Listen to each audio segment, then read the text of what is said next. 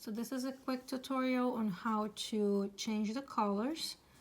I got here at this point. When you get at this point, the point where you are working with the white color, and the next stitch should be the last stitch that we are going to work with white and then introduce the new color. For the sake of this tutorial, I'm going to use some green yarn that I have available because I couldn't find my blue, but the concept is the same.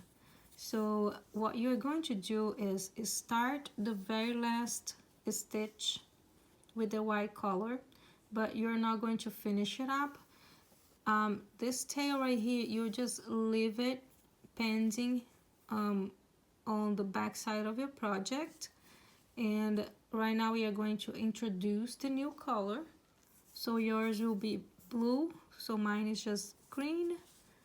Go ahead and finish that stitch using the new color. So now you can just go ahead and work the stitches as the pattern asks you to until you get at the end of the row. Once you get at the end, it will ask you to chain one and turn. So when you turn the work, you will see that yarn, that white yarn that you left behind right here.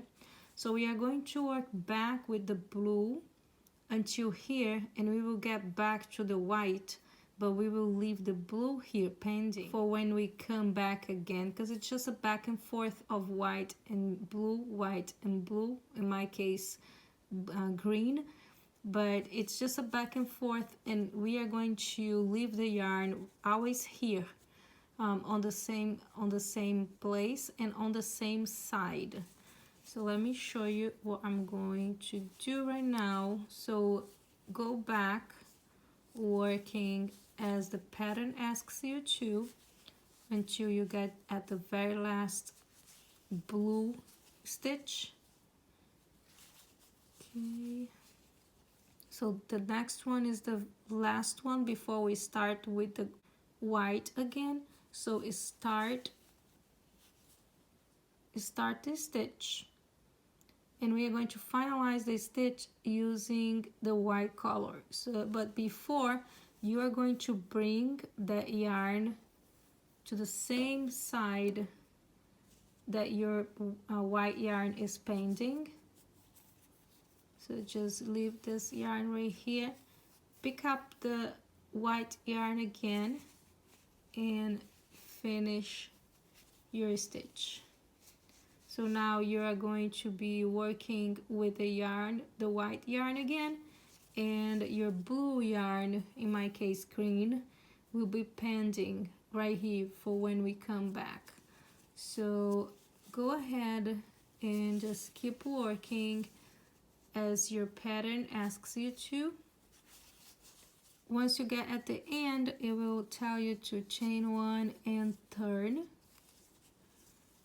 Now when you turn, your green yarn or your blue yarn will be on the back side of your project.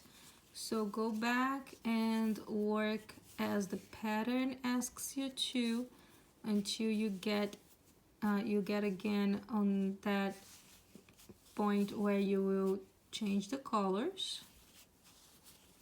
Okay, so now we are about to change colors again. This is the very last white stitch. Go ahead and insert the hook, start your stitch, but instead of finish this stitch using the white color, we are just going to drop the white and pick up the blue color that we left behind.